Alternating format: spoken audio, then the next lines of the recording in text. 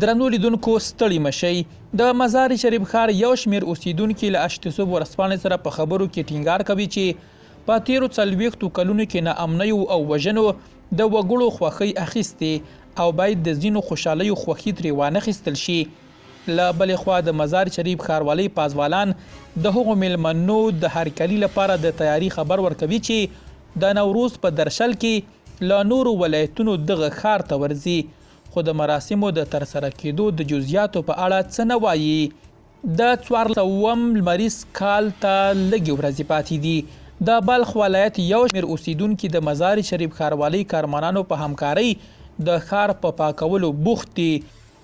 پخوا به هر کال د نوروز مراسم په بلخ ولایت کې په رسمي مراسمو سره د وګړو او د لوړپوړو دولتي چارواکو په پراخ ګډون سره ترسره کېدل، خو سږ کال داسې ښکاري چې هغه پروګرامونه نشته.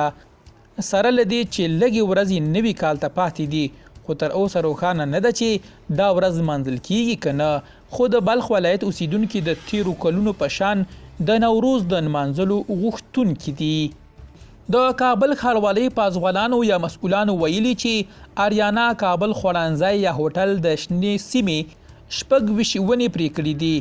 دغه ریاست د خالي یا شنبې پر ورځ د کپ پر 28مه ویلي چې اریانا کابل خوړنځای یا هوټل یې په 15مه ناحیه کې د میرویس میدان اړوند شنې سیمې د 26 ونو پرې کولو له امله 1,300,000 افغانۍ ناغه کړی دی.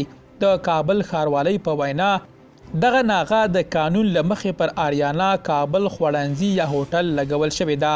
د ویلو ده چې د ښاروالۍ قانون له مخې د ښاروالۍ له خبرولو پرته د شنو سیمو د ونو پرې کولو ښاري سرغړونه ګڼل کیږي او نغدي ناغه لري. یو شمېر ماڼه یا اعتراض کوونکو په کابل کې د خبریال ورځې په پار د پازوالانو لخوا د هیواد پر رسنیو د لګیدلو بندیزونو پر وړاندې ماڼه یا اعتراض وکړ. یو شمېر ښځو د کابل په لویدیځ کې د جمعې پر ورځ د کپ پر 28مه په هیواد کې د خبریال ملي ورځې په پار له پازوالانو غواړي چې رسنیزې خپلواکۍ ته درناوی وشي او د سانسور او بندیز لګولو پر ځای د رسنیو د پیاوړي کولو په اند کې شي. د ماڼه یا اعتراض کوونکو په وینا د هیواد خبریالانو په تیرو څو کلونو کې د خبر رسونې په کار کې تر ټولو ډیر قربانیان ورکړي او په همدې توګه د رسنیو او خبریالانو د امنیت خوندیتوب او د مالی ستونزو هوارولو لپاره یې باید هڅه وشي. درنو لیدونکو له ملتیا مو مننه.